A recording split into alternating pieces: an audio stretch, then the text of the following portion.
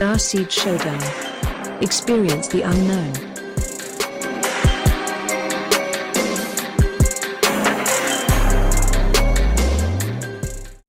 Okay, welcome everybody. A new episode here of Starseed Showdown. Today is Sunday, July 10th, and we have Starheal on the show to talk all things astrology. So definitely looking forward to this. Starheal, how are you? Can you tell us just a little bit, about who you are, your story, how you got into all this, and then we'll dive into the rabbit hole after that. Sure. So I got into this really by accident. I never really planned to be an astrologer. I didn't grow up in a household that was into astrology. I actually grew up in a very Christian household. So astrology wasn't considered something that was acceptable. But as I got older, I started dabbling in it more and thought it was really interesting. I majored in psychology in school, so I was really interested in human behavior already. And later on in my life, after college, for some reason, I wanted to get a astrology reading, but I didn't know if astrology was real or not. So I was like, I don't know if I want to spend this money. I want to just teach it to myself. And so that's kind of what I did. And after like a few months, I was like, wow, there's really something to this. So after that, I just started studying it more and more and more every day because I was like, this is so real and everyone should know about it. So I kind of got into it accidentally. Like everything, my business starting, all kind of happened just by accident. Yeah, that's very interesting. And so you mentioned being raised in a Christian household. Why do you think that astrology is not accepted within that religion? I'm not really sure. I just know that they warn against fortune tellers, or especially certain like Southern Baptists where I'm from will say like astrology is the devil's work. I guess because you're not supposed to know what's happening ahead of time because only God can know that. I think is kind of what their rationale is. That's really fascinating. I would agree with that rationale, with that religious upbringing, which is so fascinating to me because the idea that there's a creator, implies that the creator made these stars and planets and everything to have an effect. And so I wouldn't think that the study of that would be anything but divine and beautiful and like acknowledging the exquisite intelligence of such creator. And it's really sad that a lot of religious people become afraid or create a superstition or even like give credit to this so-called devil for something that would not be created by the devil. So that takes a lot of courage.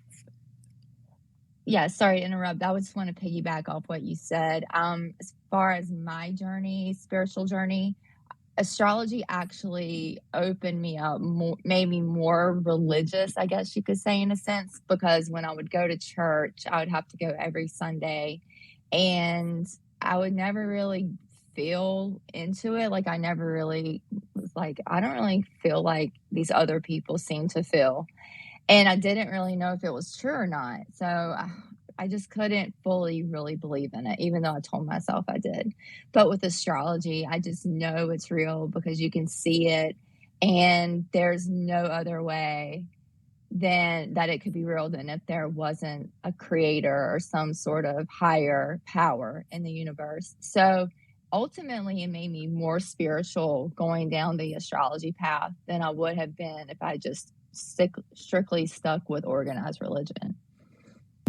I like that a lot. That's a great point. And so you mentioned getting into it, not really knowing what to expect. What was it about it that really hooked you? Was it being able to predict people's personalities or behaviors or world events? What was it that really got you into it? I would say learning what would happen to me. So being able to predict my own day and, transits and, oh, this is probably going to be an aggressive day, or I might have good luck in relationships on this day. So I sort of tried it on myself and then would observe what would happen. And then I would use it like to go back and experiences in my life to see what was going on then as a way to learn. Then I would do that to other people. And then I started doing that for like the transits for everyone every day.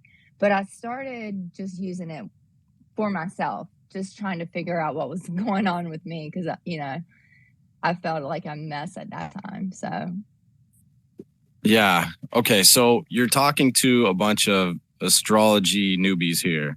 And so, like, we were kind of chatting before you got in the room, like, we don't really know why you can predict stuff with astrology. Like, can you so you're talking about your transits and you can kind of see maybe how your day is going to go. How does that work? Can you just give us like astrology 101? yes. So everyone has a birth chart. You're born at a certain time when the planets are all in a certain position, and that stays with you for your life and is basically a blueprint of your life. Well, there are planets that continue to transit or move in the sky daily, moving, into different signs, different degrees. So depending on how the planets today affect or impact your planets when you were born, that's how you predict things based on certain angles the planets in the sky today make to your birth chart.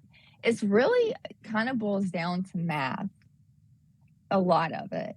Just kind of like angles, and like 90 degrees is a square, 180 degrees is an opposition. So it's almost like a math or a puzzle when you start getting into it. So if people are observing the map and the puzzle and they're like, oh my God, what do you know? Every time this planet goes over here through this zodiac sign or whatnot, all of us born in January just feel like shit. So put that down. We're all going to have a shitty day, next year when this happens. I mean, like, who says like, here's how people born on this day feel when this planet's over here, but that planet's over there, and this only happens 1 in 100 years. Jot it down for the people after us. You know what I'm saying? Like, I'm not trying to be skeptical because I 100 believe that the planets and stars are a map and that they affect us. I just always wonder, like, where does the interpretation come in? Like, it might be favorable for this or that, but not this other thing, So I think I know what you're asking. So each planet has, well, first of all, everyone was born at a different time, so that makes a difference. So even if you were born on the same day as someone, if you were born in a different time, at a different time and in a different place, you're going to have a different horoscope, even though the planets were in the same place. As I think what you were asking about, how do I know how to interpret things? So each of the planets has a general archetype or meaning. And based on the degree away it is from your planet in your chart, meaning the aspect it makes, which is like called a conjunction, opposition, or a square, then you can see what type of energy there's going to be present. Is it going to be more harmonious? Is it going to be more tense? And then you apply it to the archetype or the meaning of the planet in your chart. And that's just a very general way to start doing it. But that's how the interpretation would work.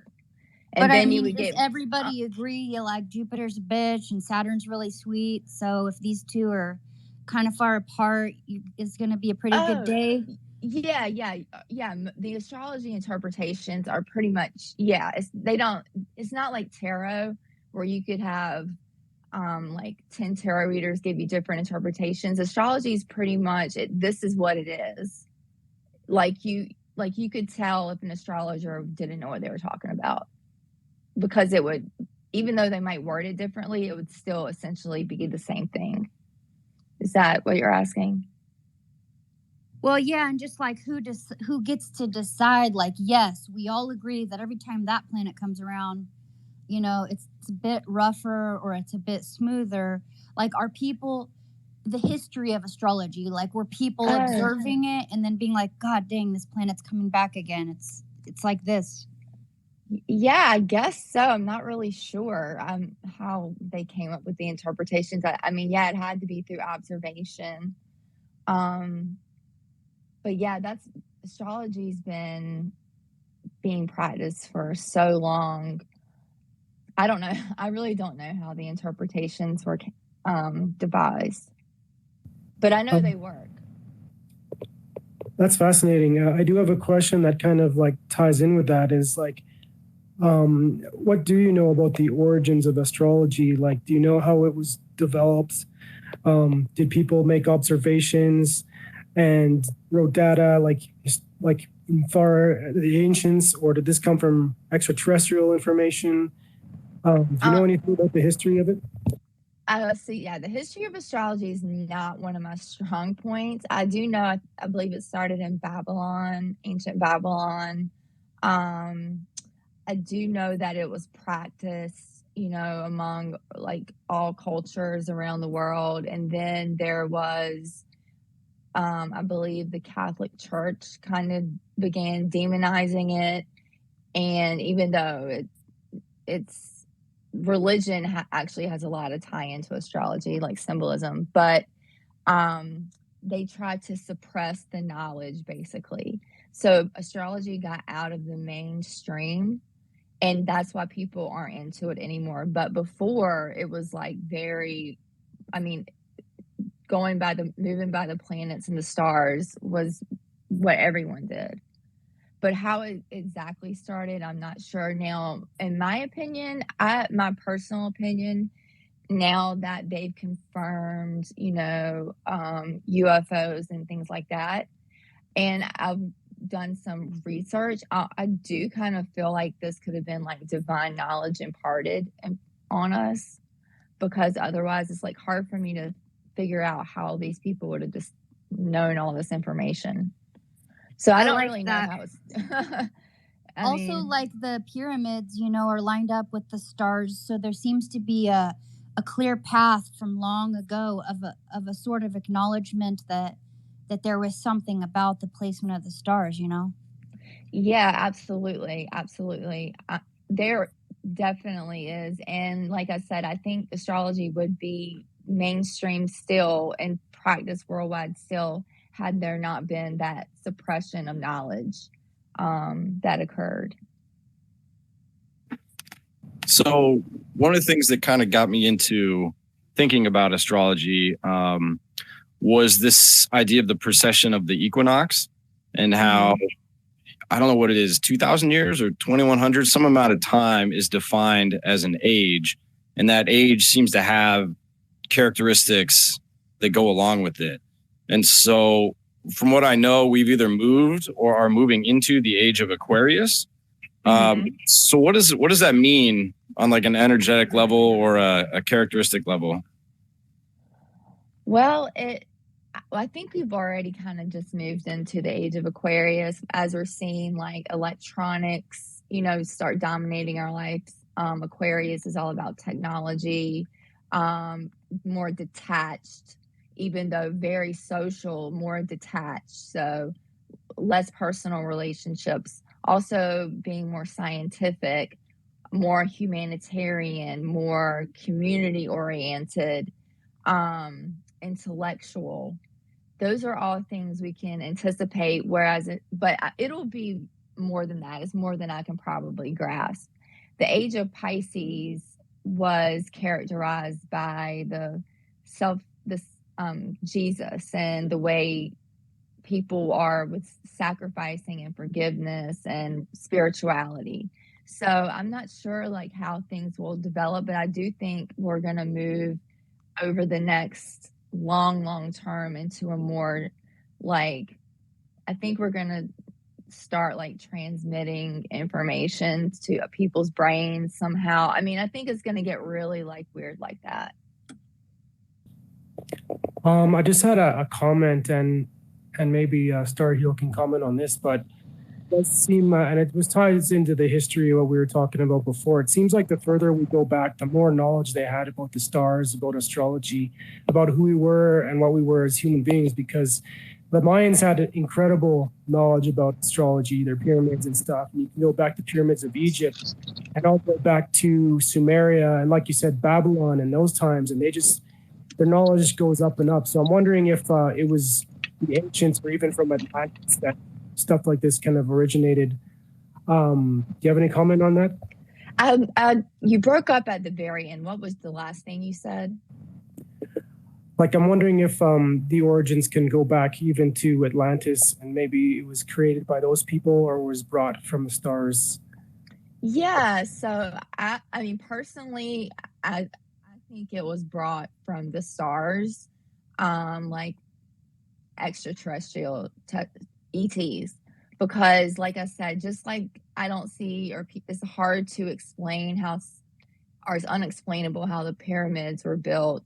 It's unexplainable to me how somebody just learned all this knowledge and like knew what this transit meant or what these planets meant. So that's what I think. I just find it hard to believe that a human or a group of humans would have kind of come up with this that far back. But Yeah. astrology has developed since then because new planets have been discovered. So Uranus, Neptune, and Pluto were discovered, I believe, like Uranus maybe in the 17 or 1800s. And so that changed astrology because those planets were introduced and the ancients didn't use those planets. And a lot of people say it's because they didn't have that, their consciousness wasn't there yet. So I don't know how that works, but there has been greater developments in astrology since ancient times too. Thanks. And so astrology is something, in my opinion, like, okay, it applies to our planet Earth, the people who are coming here to live and incarnate. What about other planets? Do aliens on other planets or people living in other solar systems have their own astrology? Or, I mean, it would kind of make sense, but I'm just curious if you have an opinion. So yeah, I don't know, I don't know, but it would seem to me that, well, I think within our galaxy or solar system, I think it's all the same thing. Astrology would be the same. If it was something outside of our galaxy, I don't know too much about all this stuff, but if it was something like on another galaxy outside of the Milky Way, I'm not sure what they would have. Because, yeah, all of that's just a little too big for my mind to grasp. But, yeah, I mean, I wouldn't be surprised if there was, some sort of order or cosmic pattern in other star systems too. Yeah, interesting. So I have a question kind of in relation to that. Like you mentioned, the planets have a personality that's been derived from observation over the decades, the millennia. So like Jupiter might be, what'd you say, like antagonistic or something? Jupiter is like expansion and abundance and good fortune. Okay. So what is, like, if we were living on Jupiter, what would we say about the Earth? That, there isn't any real like archetype for Earth because, like, they'd be like, oh shit, Earth's going retrograde again. We're all going to be like bummed out. Yeah, I have no idea. I have never even heard, like, no one's ever even asked me that. That's funny. Yeah, I don't know. There isn't like an archetype for Earth. It's just what we are. Well, I was just going to say, I like this idea that wherever you're at in the solar system, whatever planet you might live on or be from, puts you at different angles in the sky, and there are different patterns that would affect you in a different way based off of where you're at. And so that said, it's like a big kaleidoscope in the sky, all these patterns and algorithms. And so I would think that sort of what Avogadros was getting at. I would think that every planet would have its own, it would be affected differently based off of where it's located by the other planets. So they probably do have, a name or a personality for Earth. You know what I mean? Yeah, for sure. That's interesting to think about. I'm going to have to talk to some other astrologers about that and see what they say. Yeah, you got to get back to me. Let me know. I'm curious. Okay, so I want to change topics a little bit here. There's maybe the most famous astrology quote, possibly JP Morgan, and I don't even know if it's true, but he said, "Millionaires don't use astrologers, billionaires do." And so, do you ever do like consulting work, or does anyone ever ask you for advice for investment purposes based on astrology? Yes, they I don't know if any billionaires have, but I have gotten questions, during my consultations about finances. That comes up a lot. And then I've gotten questions about when the best time maybe to invest or purchase something would be, or when to open a business would be, because the timing of when you start whatever it is, buy a car, buy a house, start a job, is very important to how that experience will pan out. So you want to always start a business on a favorable day that, the transits are hitting your chart in a favorable way, and in the sky too, that they're not afflicted. So yeah, in some ways I have done consulting. Okay. Yeah, that makes a lot of sense. And so somebody brought this to my attention because I think a handful of people in the room here are very into Bitcoin, and it goes up and down over time. And somebody mapped it against the chart of the full and the new moon. And historically, for 12, 13 years now, it goes up to the new moon and then down to the full moon. And this just repeats every 2 weeks. So why does that happen? It goes up to the new moon. Is that what you said? Yeah, it's not a perfect correlation, but it's pretty consistent across time. And yeah, so when there's a new moon, the price, that's usually the local top, and then the full moon is like the local bottom. So in a few days, we'll have a full moon, and that could be the bottom point for this little mini cycle for the price. I don't know about Bitcoin, but I can say that like at the new moon, there's something that starts, and at the full moon is when whatever starts culminates, or you gain a different awareness. What I've noticed, and this you can apply not just to the new moon and full moon, but every 2 weeks.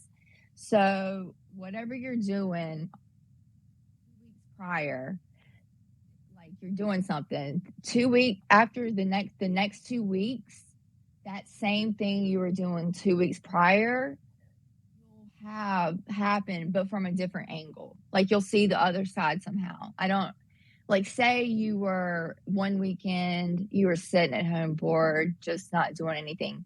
Then 2 weeks after that, you're going out. It's like an opposite. It's like a shift happens. And it happens at the new and full moons, especially for everyone. But just in your own life, you can look at those 2 weeks. There are 2 week cycles that occur. It's the sun and moon cycle. So I don't know how it affects Bitcoin, but I do know there's like an up and down with the new and full moon. Right. Yeah, that makes sense. And so you mentioned Marin. The other thing I saw she did is the natal chart for Bitcoin based on its like conception. Can you, like, first off, just tell me what the heck is a natal chart? Like, is that just the alignment of everything at the exact second that you're born? Yeah, so that's just the birth chart of Bitcoin. So whenever Bitcoin was quote unquote born or conceived, that's the day that's put in the software, and then the chart for that exact time comes up. So where the planets are at that exact moment is the chart for the business forever. Okay, I got you. So you can just use that blueprint to make predictions for the history of, or the course of the thing throughout history. That's right. So like with the chart for US Declaration of Independence, we use that chart to make predictions, and it'll never change. Okay, yeah, gotcha. Can I give you like someone's like chart information, and you can tell me what you could predict off of that? Yeah, like what kinds of things are you looking for? Just like when they're going to have favorable conditions versus unfavorable, and like what personality they might have. Okay. Sure. What's the person's information? So it says Pisces Sun, Aquarius. That's so that's funny. not.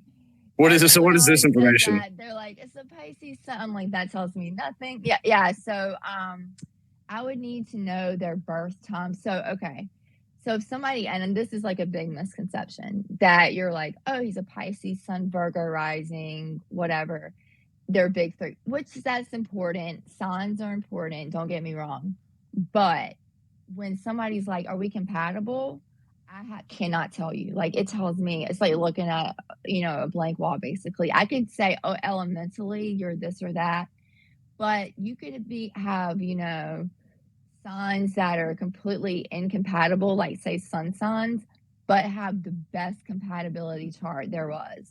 Or you could have really compatible sun signs and have a nightmare chart.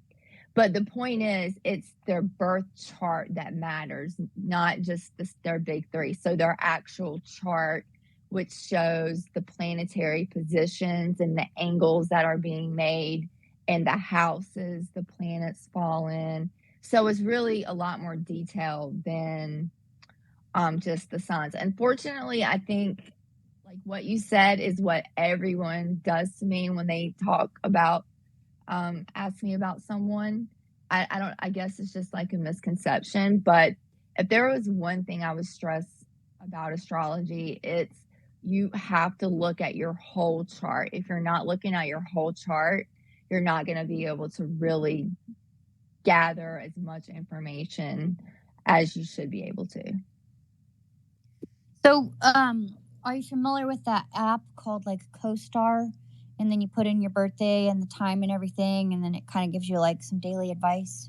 Have you heard of that? Yeah, I know what it is. Do you feel like that's accurate, or like do the type of readings you do for people, are they would they be like, is this a thing where it's like, oh, here's a personalized reading based off of how I view your alignments, or is it like, yep, this is pretty solid, all the apps are going to tell you the same thing? You know what I mean? Yeah. So in my readings, when I talk to someone, I know the context of their life. So I know like what's within the realm of possibility that could happen for the most part. So I can be more specific.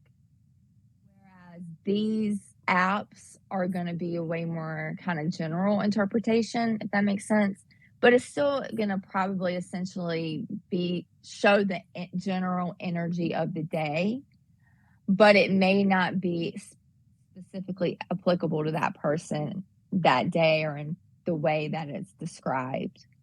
But I do think CoStar, it uses AI, and I think that's cool, but I think a real astrologer is always going to be better, because when I start talking to someone, that's when everything kind of falls into place with them gaining insight into what's going on. So having context matters. But yeah, the app should give us, a specific transit stays the same. It's just the wording that someone may use to describe it. And sometimes astrologers don't do that great of a job, in my opinion, in describing a transit. And then, sometimes they do, but it should be the same. Yeah. Okay. Well, I have a couple more questions, and then we'll see, Cosmic Rabagades does. And then we'll probably open it up for people who want to come up and ask Starheal questions, because I know you got maybe a half an hour or so left.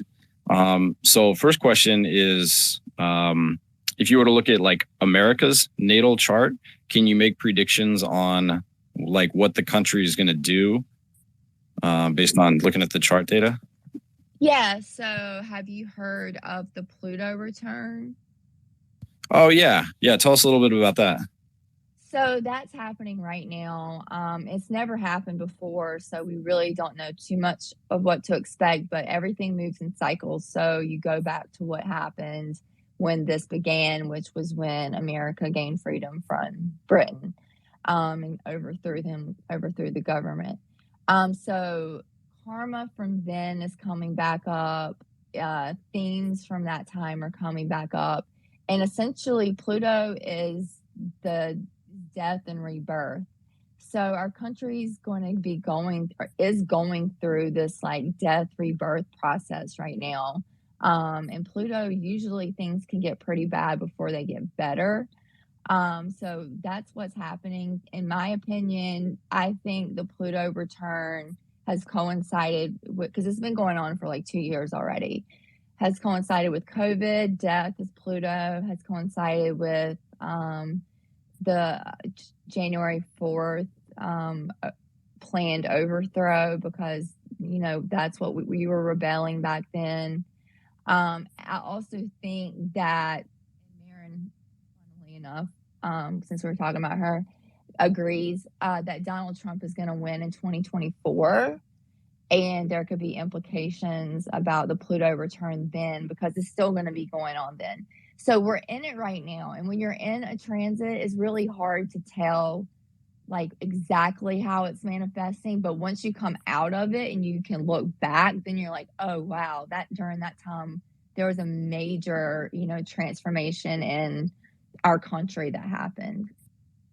Can you tell us what makes you think Trump is going to win in 2024 based on the astrology? So I just looked at his birth chart, and then I looked at the day of the election, the election night planets, so the transits that were happening on election night to his chart, and they were like amazing, like couldn't get any better really. So I was like, if this man is in a position to run, I don't think he's going to lose. And I think he is in the position to run. And I think you know, if he's running, he will win. I mean, I hate to say that, but because I was pretty vocal about my dislike of Trump in 2020, and I predicted Biden to win, and he did. But his transits on election night are just what's happening around the time of the election for him is pretty favorable. Well, it is very favorable. Do you think he knows this? Do you think politicians and other people like this have astrology advisors? I don't think Donald Trump does. I don't think he does. But you know, I wouldn't be surprised. There have been so many people that have called me that I doubt people would think they went to an astrologer. Like, I've talked to psychiatrists, I've talked to people running for Congress, lawyers, like, you know, pretty high level people. I don't think Donald Trump has seen an astrologer.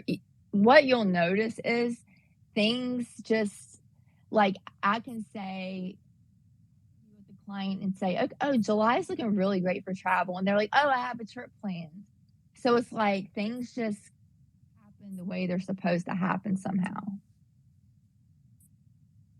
So in regards to that, is it generally like you just said, July is favorable for travel? Is that specific to the person and their charts, or like July is good for everyone? No, that would be specific to that person.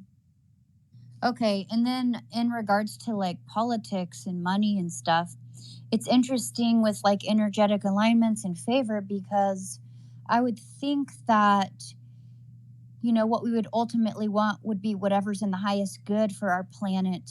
And sometimes we don't, at a conscious or intellectual level, we might not pick a select set of circumstances or people to rise or fall a certain way. in politics, but it might be somehow part of a higher good that planets maybe assist with. Is that how you would see that? Yeah, I don't know. I mean, I definitely don't. There are some things in the world that have happened that I don't really see how there's like a higher good associated with it. Like these, like that shooting or like the Holocaust. It's like, how could there be a higher, something good from that? So in some ways, I don't know. But in most situations, I do think things happen for a reason and that the universe works in your favor. Yeah, I agree. And I've always had, I've always been sad about things like what you mentioned. I've wondered before if like that's an example of what happens when people aren't aligning with the energies that could be, that could be there for them, and they're choosing to oppose it, and therefore there's like chaos and war and darkness that happens. And then the main good thing that could happen after that is that people observe the patterns, and they observe what happened there, and then they create a plan to protect for the future. Yeah that makes So sense. if people wanted to learn about astrology and have the same knowledge as you and to be able to do these kind of readings, where would they start? Well, you could start really anywhere. I would probably start just with like Google, and go to astro.com and pull up your chart. You can do it for free, and they have like little interpretations on there. But it's really daunting at first. So I'd probably start with the symbols, learning what the houses mean, what order the signs come in. And once you get like what element and modality the signs are in, there's just a few basics. Once you get those down, then you can start applying it. But there's definitely some like memorization that you have to do at first. What is the site that you said before? Oh, astro.com. You can make your own birth chart. You can do so much on that site. I use that site every day. That's where I use for all my readings, like pulling up the chart, looking at the chart, looking where the current planets are. It's just a really resourceful website. And then also after like Google, I would go then into books. Well, this is what I did. I started with Google, then I went into like podcasts and social media, and that's when I got on Twitter and saw people who were tweeting about astrology, and then I got into books. So it was just a gradual progression, of getting information really from all sources at one time. Like I was obsessed. Thanks for sharing that. Is there I haven't really dug into this much yet, so I don't really know the answer. But you know how in like religion, you got all these denominations because people are like, well, when I read that passage, the way I see it is this because of these reasons, and therefore this is what I think, and so I'm going to go to this specific church. In the world of astrology, are there people who are like, no, in my opinion, Saturn's a very friendly planet, and whenever it's around, like everybody's feeling good? Like, is there a thing where people disagree, like about how, or in general, is it like, well, most everybody who studies this agrees when Saturn's in conjunction with Neptune, shit's gonna hit the fan for these 20% of the population? Or like, is there mostly agreement, or are there people who are like denominational about this? There's mostly agreement, but there are two schools of astrology. So there's Western astrology, and there's, I think I'm pronouncing it right, sidereal astrology, which takes into account the precession of the equinoxes. So the planets are actually in a different place in the zodiac in that system of astrology. So like planets were like Venus is in Cancer, that astrology system's like Venus is in Taurus. So I don't study that. I know I stuck with what worked for me. When I start seeing results, I just keep doing what's giving me the results. I don't change it up.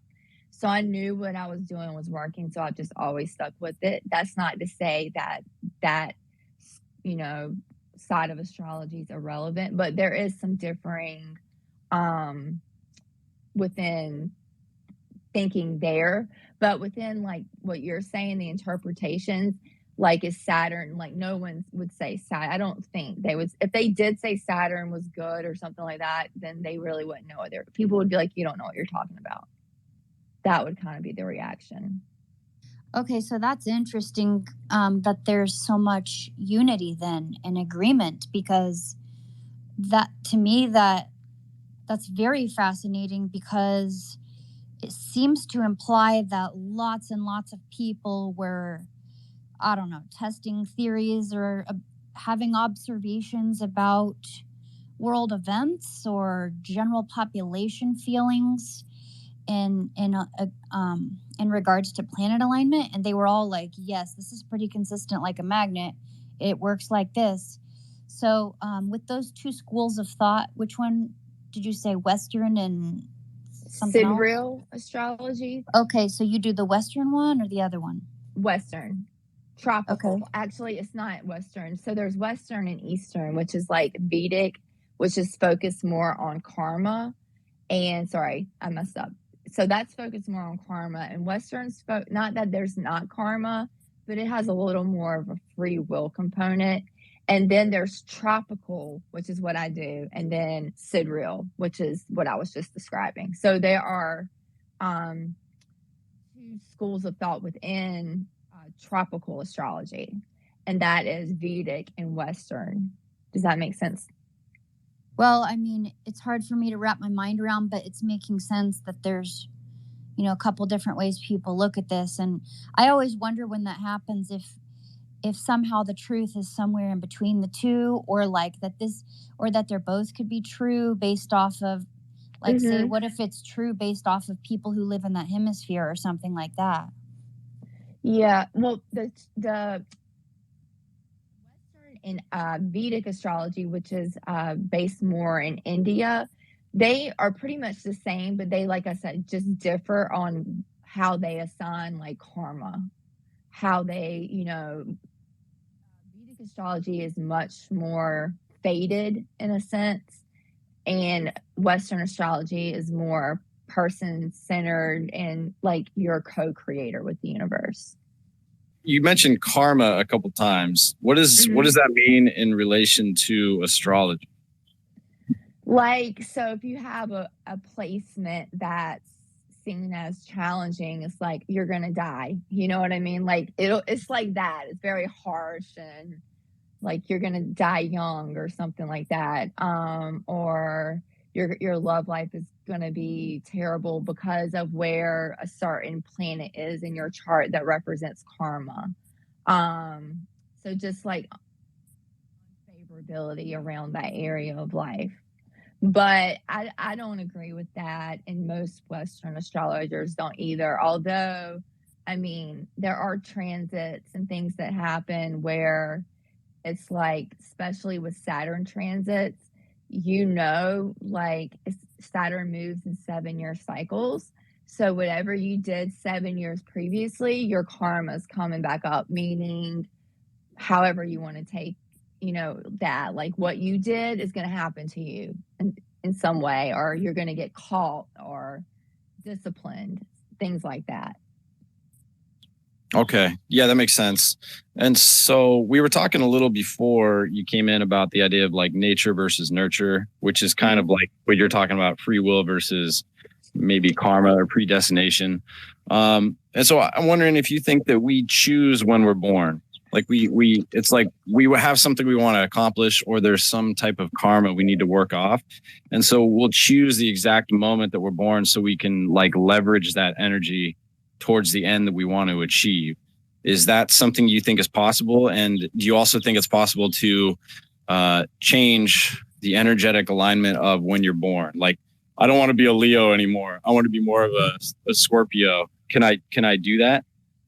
No, you can't do that. But what you said at first about do you choose the time you're going to be born? I do believe that your soul chooses when to come into this world or whatever world you're going into. I think there are different ones we might hop back and forth from, but to learn specific lessons, yes, and to have specific life experiences.